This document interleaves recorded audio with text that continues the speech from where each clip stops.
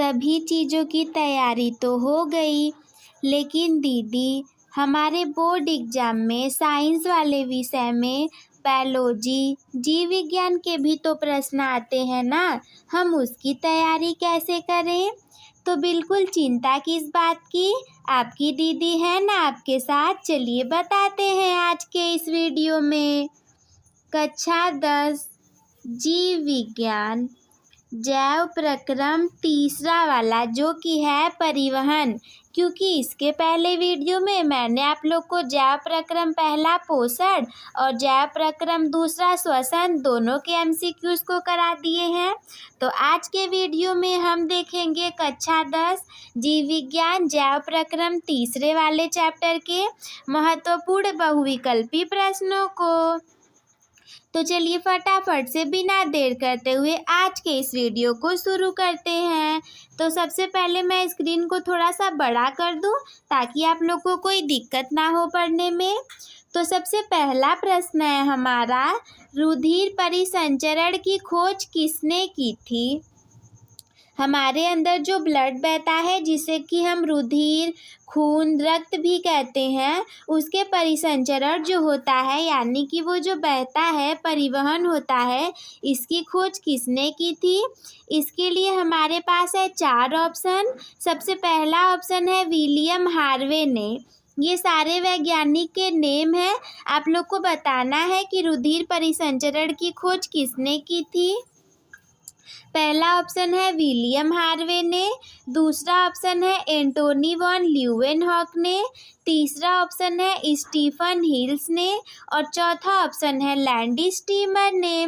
तो जैसा कि मैंने पहले ही बोल्ड कर दिया, आप लोग को पता चल गया होगा कि इसका जो राइट ऑप्शन है वो कौन सा है हमारा, वो है सबसे पहला वाला विलियम हार्वे ने।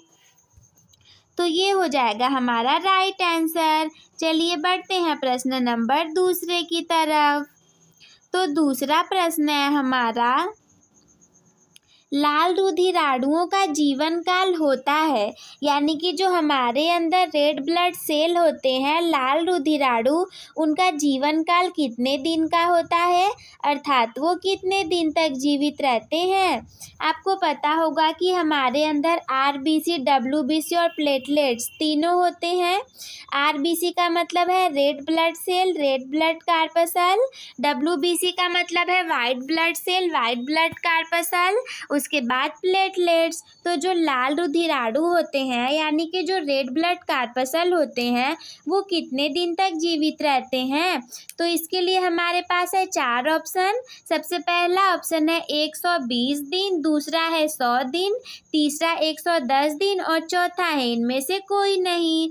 तो जो लाल रुधिराणुओं का जीवन काल होता है, ये होता है हमारा पहला वाला ऑप्शन राइट हो जाएगा 120 दिन का। आई होप कि आप सभी लोगों को समझ में आ गया होगा। चलिए बढ़ते हैं अगले प्रश्न की तरफ।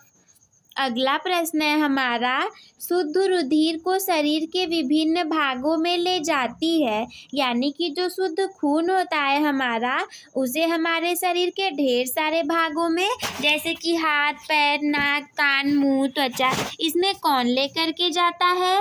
सबसे पहला ऑप्शन है शिराएं, दूसरा है महाशिरा, तीसरा है दायां निलय और चौथा है महाधमनी। इस प्रश्न का मतलब ये है कि जो हमारे अंदर शुद्ध रक्त होता है, खून तो बहता है ना, तो वो खून ऐसे थोड़ी ना पूरे शरीर में बहता होगा, कोई तो उसको लेकर जाता ही होगा।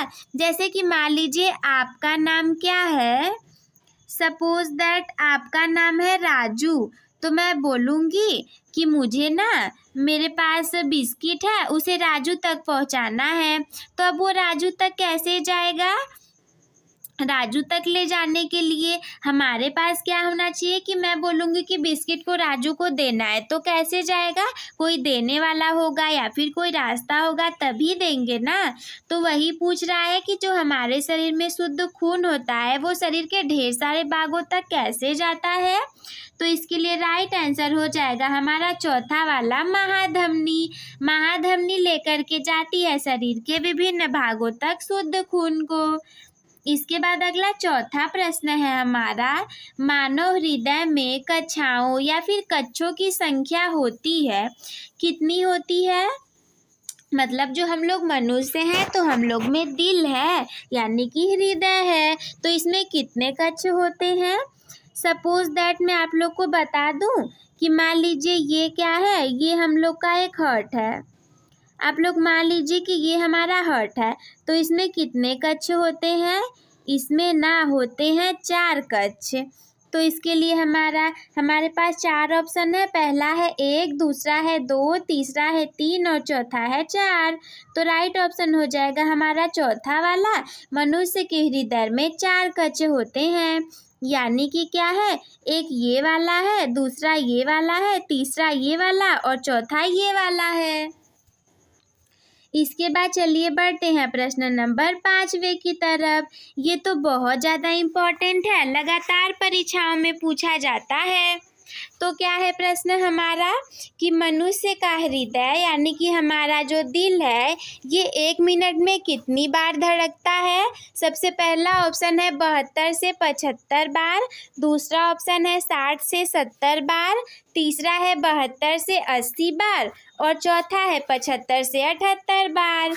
तो इसके लिए हमारा राइट ऑप्शन हो जाएगा पहला वाला 72 से 75 बार। हम ह्यूमंस का जो हार्ट है वो 1 मिनट में 72 से 75 बार धड़कता है। और इसको आप लोग क्या कर लेंगे, इस क्वेश्चन को आप लोग रख लेंगे मोस्ट इम्पॉर्टेंट की कैटेगरी में। मोस्ट इम्पॉर्टेंट की कैटेगरी में आप लोग को रख लेना है इस क्वेश्चंस को। चलिए बढ़ते हैं अगले 6वें प्रश्न की तरफ। अगला 6वां प्रश्न है हमारा, पल्मोनरी शिरा खुलती है या रुधिर लाती है? जो पल्मोनरी शिरा होती है शरीर के अंदर वो कहाँ खुलती है या फिर कहाँ पे रुधिर को आप लोग याद रखेंगे कि रुधिर को हम लोग खून भी कहते हैं, रक्त भी कहते हैं और इसके अलावा ब्लड भी कहते हैं। तो जो पल्मोनरी शिरा है ये रुधिर लाती है कहाँ पे? पहला वाला ऑप्शन है दाएं आलिंद में, दूसरा ऑप्शन है बाएं आलिंद में, तीसरा है बाएं नीलय में और चौथा है दाएं नीलय में। तो इसके लिए राइट ऑप्शन हो जाएगा हमारा दूसरा वाला बाएं आलिंद में।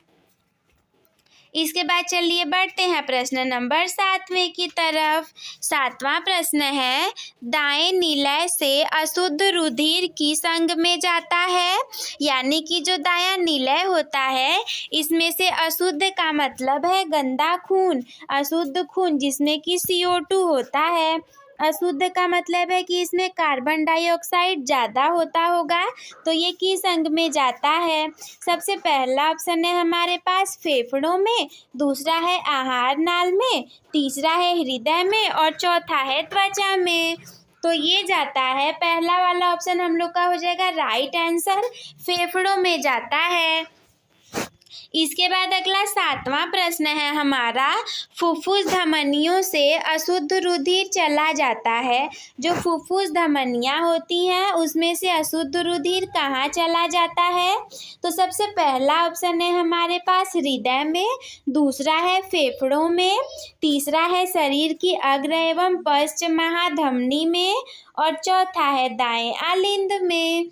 तो फुफ्फुस धमनियों से जो हमारा अशुद्ध यानी कि मैंने बताया गंदा खून होगा, CO2 वाला ब्लड होगा, वो कहाँ जाता है? वो चला जाता है हमारे फेफड़ों में। दूसरा वाला ऑप्शन हो जाएगा हमारे लिए राइट आंसर। चलिए बढ़ते हैं प्रश्न नंबर 9वें की तरफ। तो 9वां प्रश्न है हमारा, फेफड़ों में शुद्ध रुधिर आता है यानी कि जो ये हमारे लंग्स होते हैं ना, ये मान लो आप लोग के लंग्स हैं, तो क्या होगा कि ये जो हमारे लंग्स हैं इसमें ना शुद्ध रुधिर मतलब शुद्ध खून भी आता है। तो वो कहाँ से आता है? सबसे पहला ऑप्शन है, इसे आप लोग मान लेंगे कि ये हमारा लंग्स, तो सबसे पहला ऑप्शन है हमारे पास बाएं आलिंद से, दूसरा है दाएं आलिंद से, तीसरा है बाएं निलय से और चौथा है दाएं निलय से। तो इसके लिए राइट ऑप्शन हो जाएगा आप लोगों का ऑप्शन नंबर तीसरा, बाएं निलय से आता है हमारा शुद्ध रुधिर फेफड़ों में। इसके बाद अगला 10वां प्रश्न है हमारा।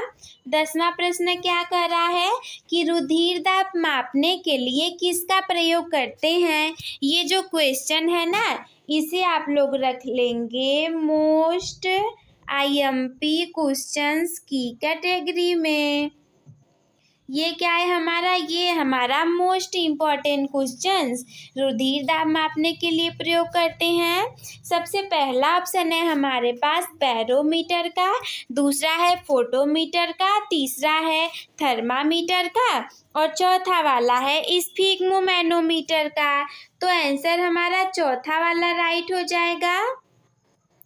चौथा वाला राइट आंसर हो जाएगा हमारा। स्फिग्मोमैनोमीटर का प्रयोग करते हैं हम रुधिर दाब मापने के लिए। इसके बाद अगला 11वां प्रश्न है हमारा। शुद्ध रुधिर बहता है, शुद्ध रुधिर कहाँ बहता है। फुफ्फुस धमनी में, पश्च महाशिरा में, अग्र महाशिरा में या फिर फुफ्फुस शिरा में। ये तो थोड़ा ऐसा एक्सेप्शन वाला क्वेश्चन है, फिर भी इसका आंसर हो जाएगा हमारा चौथा वाला राइट आंसर। फुफ्फुस शिरा में बहता है हमारा शुद्ध खून। इसके बाद अगला 12वां प्रश्न है हमारा। खनिज लवणों का अवशोषण होता है, खनिज लवणों का अवशोषण कहाँ होता है। सबसे पहला ऑप्शन है हमारे पास जड़ों द्वारा, दूसरा है तने द्वारा, तीसरा है पत्तियों द्वारा और चौथा है इनमें से कोई नहीं। तो खनिज लवणों का जो अवशोषण होता है, ये होता है पहला वाला ऑप्शन हमारा राइट ऑप्शन हो जाएगा। किसके द्वारा, जड़ों द्वारा होता है। इसके बाद अगला 13वां प्रश्न है हमारा। पत्तियों में बने हुए खाद्य पदार्थों का स्थानांतरण होता है, यानी कि जो पेड़ पौधे होते हैं उनकी पत्तियों में भी खाना बनता है। जैसे हमारी मम्मी किचन में हमारे लिए खाना बनाती हैं, वैसे ही जो पेड़ पौधे होते हैं उनका पत्ती किचन होता है और उसी में उनका खाना बनता है। तो वो जो खाना बनता है वो सभी जगह तक कैसे जाता है। जैसे कि हमारे घर में खाना बनता है तो सब लोग कैसे खाते हैं, कोई एक इंसान सबको फूड को सर्व करता है तो सभी लोग खाते हैं, मतलब सबको देता है तो खाते हैं। तो ऐसे ही पत्तियों में जो खाद्य पदार्थों का स्थानांतरण हो जाता है वो किसके द्वारा होता है। सबसे पहला ऑप्शन है हमारे पास जाइलम द्वारा, दूसरा है फ्लोएम द्वारा, तीसरा है कैम्बियम द्वारा और चौथा है ये सभी। तो इसका राइट ऑप्शन हो जाएगा हमारा दूसरा वाला, फ्लोएम के द्वारा होता है। इसके बाद अगला 14वां प्रश्न है हमारा। फ्लोएम द्वारा भोजन का स्थानांतरण होता है। अभी मैंने आप लोग को बताया कि पत्तियों में जो खाना बनता है उसमें स्थानांतरण होता है फ्लोएम के द्वारा। तो फ्लोएम द्वारा भोजन का स्थानांतरण होता है किसके रूप में। सबसे पहला ऑप्शन है हमारा सुक्रोज के रूप में, दूसरा है प्रोटीन के रूप में, तीसरा है हार्मोन के रूप में और चौथा है वसा के रूप में। तो इसका राइट आंसर हो जाएगा हमारा पहला वाला, किसके रूप में, सुक्रोज के रूप में। तो ये हो गया हमारा पूरा का पूरा वीडियो।